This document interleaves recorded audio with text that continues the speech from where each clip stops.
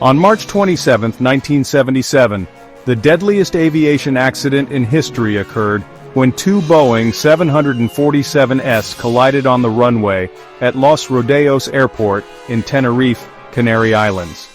The impact and subsequent fire claimed 583 lives, prompting immediate changes in aviation safety protocols.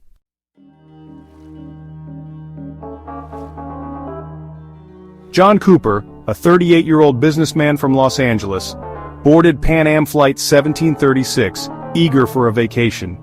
He bid farewell to his wife and daughter, unaware that this ordinary morning would be his last moments of normalcy.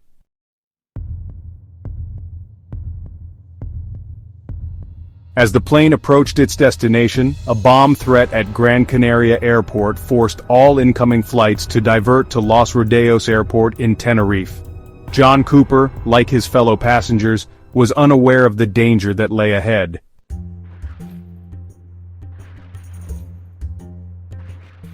Los Rodeos Airport was overwhelmed by the sudden influx of diverted flights. Inside Pan Am 1736, the initial excitement of an unexpected layover turned into frustration and boredom. Hours crawled by, turning the unexpected delay into an ordeal.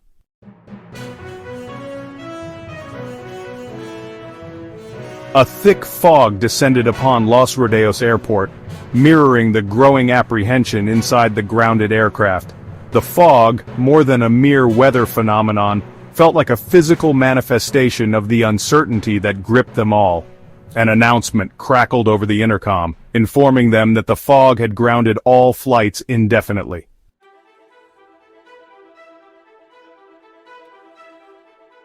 Just when despair felt insurmountable, the engines of Pan Am 1736 roared back to life. The captain announced they were cleared to taxi towards the runway, spreading relief through the cabin. The plane slowly lumbered into motion, navigating the crowded tarmac.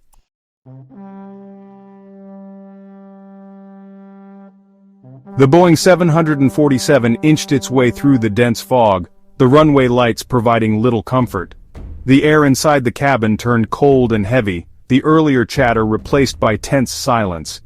John clung to the image of his wife's face, a lifeline in the sea of uncertainty.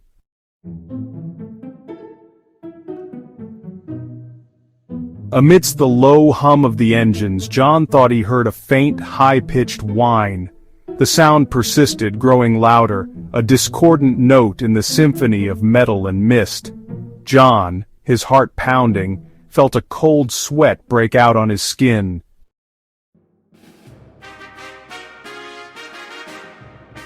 The captain's urgent voice shattered the tense silence. "Brace! Brace! Brace!" A blinding flash of light and a deafening roar ripped through the aircraft. Metal shrieked against metal as the fuselage buckled and twisted, the smell of jet fuel and burning metal filling the air.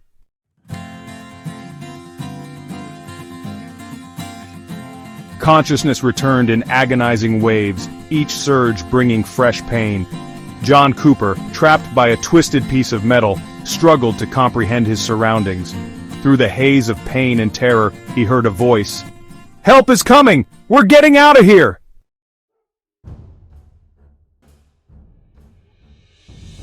Renewed determination surged through John, fueled by the distant voice and the primal instinct to survive. He renewed his struggle against the twisted metal that held him captive, ignoring the pain that shot through his shoulder, the blood that trickled down his arm. He pushed, pulled, and twisted, his body a symphony of pain and desperation, until with a groan of metal and a final Herculean effort, he broke free. He stumbled to his feet, his legs shaky, his head spinning. The smoke, thick and choking, made it impossible to see clearly, and he bumped into seats, luggage, and the occasional limp body as he stumbled towards the voice that beckoned him toward salvation. Each breath was a victory, a painful reminder of the preciousness of life. The voice grew louder, guiding him through the inferno. He reached out, his hand connecting with another human being, a hand that gripped his own with surprising strength. He didn't recognize the person, his features obscured by smoke and soot, but the grip was firm, reassuring, a silent promise that they would escape this nightmare together. They moved quickly, stumbling and scrambling over debris, the heat scorching their skin, the smoke stinging their eyes. John, his lungs screaming for air, his heart pounding a frantic rhythm against his ribs, clung to the hand that held his lifeline in the heart of the inferno. He didn't dare look back, couldn't bear to witness the full extent of the carnage, the human cost of the disaster.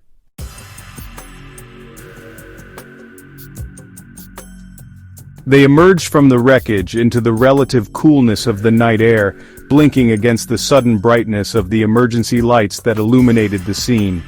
John, his body trembling with exhaustion and adrenaline, sucked in deep lungfuls of fresh air, savoring the sweet taste of oxygen. He turned, looking back at the inferno that raged behind him, the twisted metal skeleton of the Boeing 747 silhouetted against the flames, and a wave of nausea washed over him. Around him, other survivors, their faces streaked with soot and tears, coughed and gasped for breath, their eyes wide with terror and disbelief. Some were injured, their clothes torn and bloodied, their moans a heartbreaking counterpoint to the roar of the fire. Others wandered aimlessly, their faces blank with shock, their movements mechanical, as if their minds couldn't quite process the enormity of what had just transpired. He recognized the man who had pulled him from the wreckage, a businessman who had been seated a few rows ahead of him. They exchanged a look, a silent acknowledgement of the shared horror they had witnessed, the unspoken bond forged in the crucible of disaster.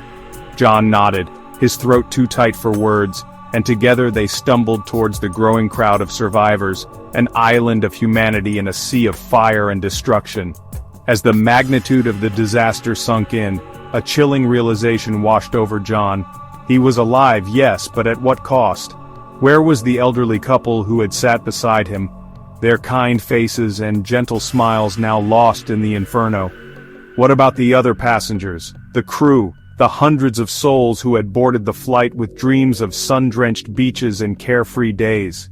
He closed his eyes, a single tear tracing a path through the soot on his cheek, a silent tribute to the lost, a promise to honor their memory by embracing the life that he had so narrowly escaped.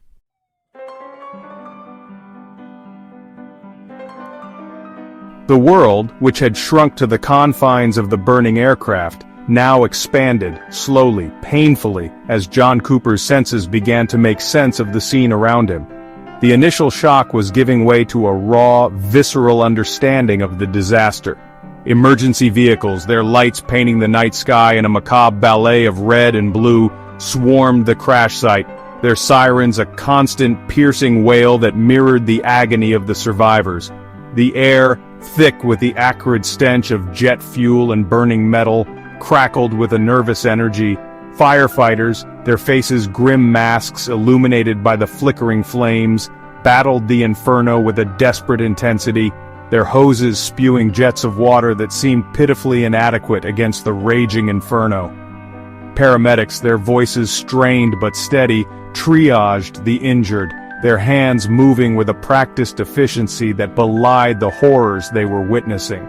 John, his arms still linked with the businessman who had helped him escape the wreckage, watched the scene unfold, a sense of unreality washing over him. It was like watching a disaster movie, the kind he'd seen on the big screen, except this time, the horror was real. The blood and the pain and the fear, all too tangible. He felt strangely detached, as if he were observing the scene from a distance, his mind unable to fully grasp the enormity of what had just transpired. A wave of dizziness swept over him, and he leaned heavily against the businessman, his legs suddenly weak.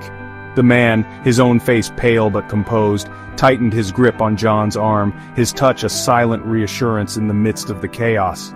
"Easy there," he said, his voice hoarse but kind. "They'll take care of us now, we're safe."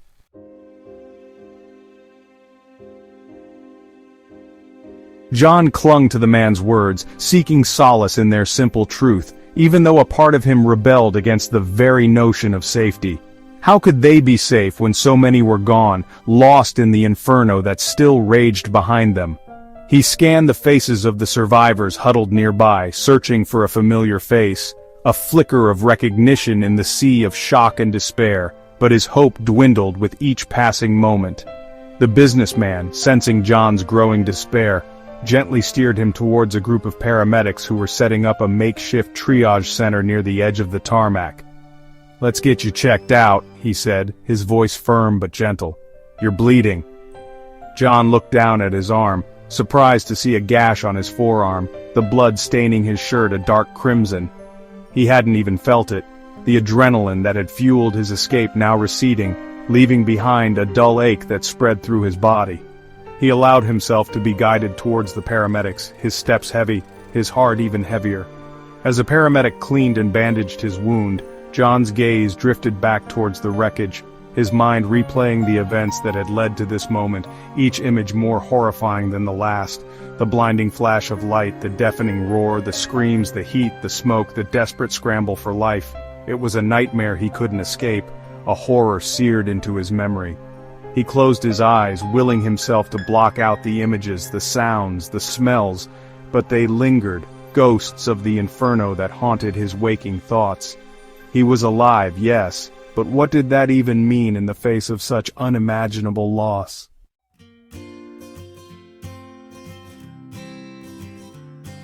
The chaos of the crash site gradually gave way to a different kind of chaos, the organized chaos of a disaster relief effort in full swing. John, his arm bandaged, his body aching, found himself herded along with the other survivors towards a fleet of waiting buses.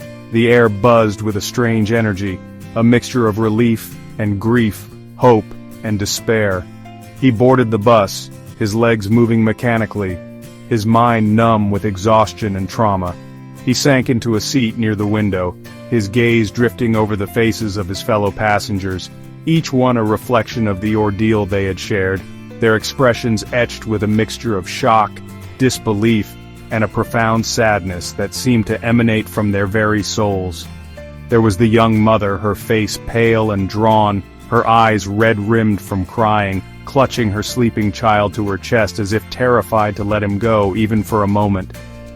There was the elderly man, his hand trembling as he reached for his wife's, their fingers intertwining in a gesture of comfort and shared grief. There was the businessman, his impeccable suit now torn and stained, his face etched with a weariness that spoke of a burden far heavier than the loss of material possessions. And then there were the others, those who sat in stunned silence, their eyes vacant, their gaze fixed on some distant point beyond the bus windows, as if their minds were still trapped in the inferno, replaying the horrors they had witnessed, the loved ones they had lost. John recognized that look, the thousand-yard stare of the traumatized, for he saw it reflected in his own eyes whenever he closed his own.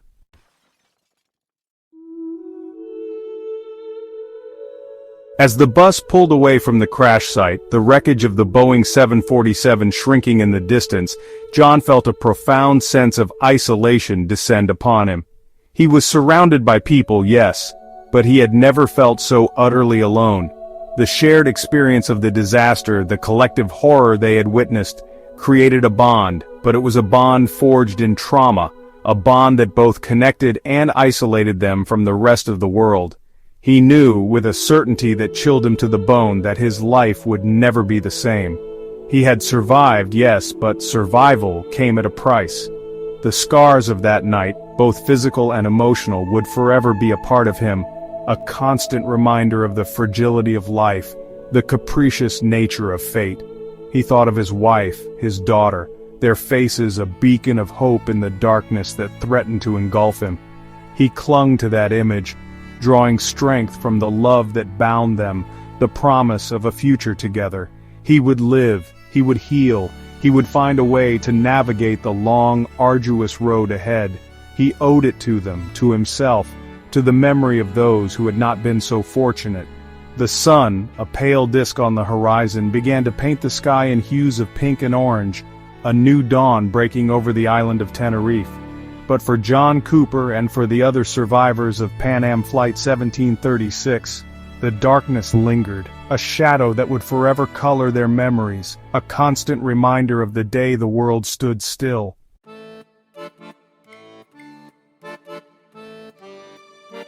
The bus, its windows now reflecting the soft hues of the rising sun, pulled pulled into the parking lot of a sprawling hotel complex. John, his body stiff and sore, his mind still reeling, disembarked with the other survivors. Their movements were slow and hesitant, as if they were emerging from a shared dream, a nightmare from which they couldn't quite awaken. The hotel, a stark contrast to the charred landscape of the airport, felt surreal. Its manicured lawns and sparkling fountains were a jarring reminder of a world that continued to spin on its axis, oblivious to the tragedy that had unfolded just hours ago. Inside, the lobby bustled with unusual activity. Hotel staff, their faces etched with concern and compassion, moved among the survivors, offering blankets, water, and words of comfort in a variety of languages. The air, filled with the murmur of hushed conversations and the occasional sob, buzzed with a strange energy, a mixture of relief and disbelief, grief and gratitude. John, his senses overwhelmed by the sudden shift from chaos to calm, found himself swept along by the tide of humanity. His hand still gripped the arm of the businessman who had become his unlikely companion in survival. They were ushered towards a makeshift reception area where they were given blankets and offered hot coffee. The simple act of kindness was a balm to their frayed nerves. He took a sip of the coffee. The hot liquid scalded his throat, but he welcomed the sensation, a reminder that he was still alive, that his senses still functioned. He looked around at the other survivors, their faces reflecting his own exhaustion and bewilderment. He felt a strange sense of kinship, a bond forged in the crucible of shared trauma. They were strangers, thrown together by fate, but for this brief moment, they were all each other had.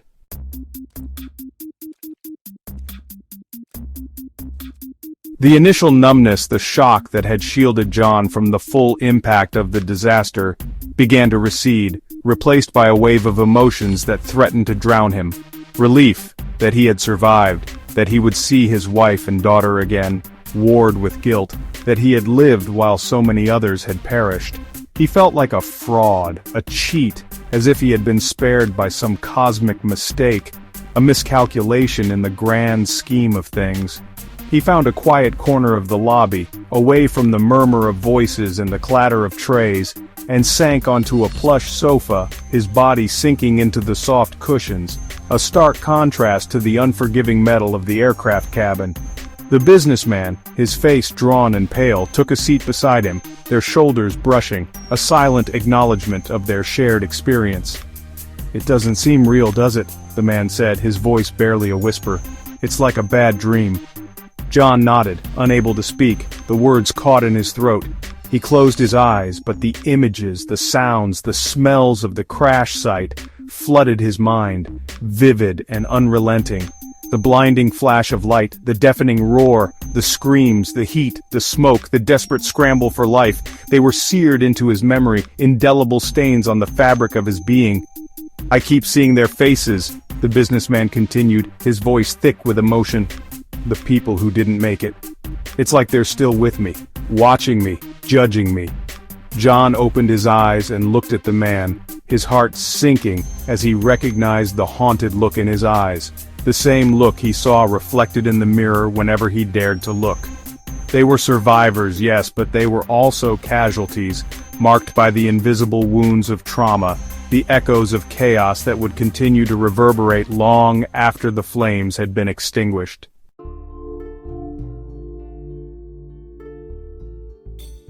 News of the disaster spread like wildfire, engulfing the world in a collective gasp of horror. The Tenerife airport disaster, the deadliest aviation accident in history, dominated headlines, the grim details relayed in somber tones by news anchors, their faces etched with a gravity that reflected the magnitude of the tragedy. The world mourned the victims, offered prayers for the survivors, and grappled with the unfathomable question, how could such a thing happen? Inside the hotel, the survivors found themselves at the epicenter of a media frenzy. Journalists eager for first-hand accounts of the disaster camped outside the hotel entrance, their cameras flashing, their microphones thrust forward, their questions relentless. The survivors, many still in shock, struggled to comprehend the enormity of the event. let alone articulate their experiences. John, bombarded with requests for interviews, recoiled from the attention, seeking refuge in the anonymity of the crowd. He wasn't ready to share his story, to relive the horror for the sake of a headline. He just wanted to call his wife, to hear his daughter's voice, to cling to the normalcy of their lives, a life that now seemed so distant, so fragile. He managed to slip away from the throng of reporters and found a payphone in a quiet corner of the hotel. His hands trembled as he dialed his home number, the familiar ringtone, a sound he never thought he'd hear again. His wife answered on the second ring, her voice thick with sleep. "Hello, it's me," he choked out, the words catching in his throat. A stunned silence, then, "John, oh my God, John, is that really you?" He could hear the fear, the relief, the overwhelming love in her voice, and he closed his eyes, a single tear tracing a path down his cheek. He was alive, he was safe, and at that moment, nothing else mattered. "I'm alive," he whispered, his voice thick with emotion. "I'm coming home."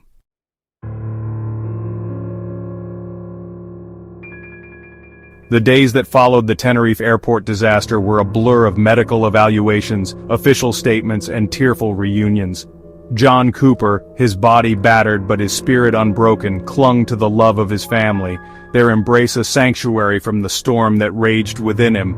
He had survived, yes, but the world as he knew it had shattered, leaving behind jagged fragments of memory and a profound sense of loss. The physical wounds healed slowly but surely, but the invisible scars, the ones etched into his soul, lingered. The nightmares came at night, vivid and unrelenting, replaying the horror of the crash, the screams, the heat, the smoke, the desperate struggle for survival. He woke up in a cold sweat, his heart pounding, his mind a jumble of images he couldn't escape. The guilt gnawed at him, a constant companion. Why had he survived when so many others had perished? What made his life more valuable, his love more deserving of a second chance?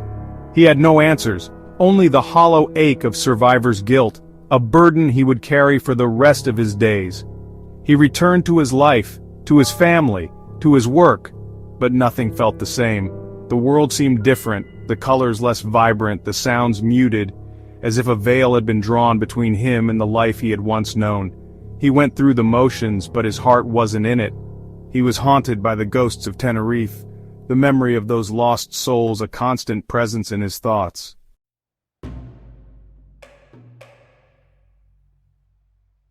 Time, the great healer, softened the sharp edges of grief, but it couldn't erase the memories. John Cooper carried the legacy of Tenerife with him, a heavy burden, but also a reminder of the preciousness of life, the fragility of human existence. He became an advocate for aviation safety, sharing his story at conferences and seminars, urging industry leaders to learn from the mistakes of the past. He knew that he couldn't bring back the lost, but he could honor their memory by working to prevent such a tragedy from happening again. He found solace in connecting with other survivors, sharing their stories, their grief, their hope. They formed a bond, a brotherhood forged in the crucible of disaster, a testament to the resilience of the human spirit. John Cooper never forgot the lessons of Tenerife. He learned to cherish every moment, to appreciate the simple joys of life, to love deeply and without reservation. He knew that life could change in an instant, that fate was a fickle mistress, and that the only thing that truly mattered was the love we shared, the memories we made, the legacy we left behind. The Tenerife airport disaster was a tragedy of unimaginable proportions, a stark reminder of the human cost of error, the fragility of life. But from the ashes of that disaster rose stories of courage, of resilience, of the enduring power of the human spirit to overcome even the darkest of nights. John Cooper's story, a testament to survival and the enduring strength of the human will, reminds us that even in the face of unimaginable loss, hope endures, love prevails, and life, though forever changed, goes on.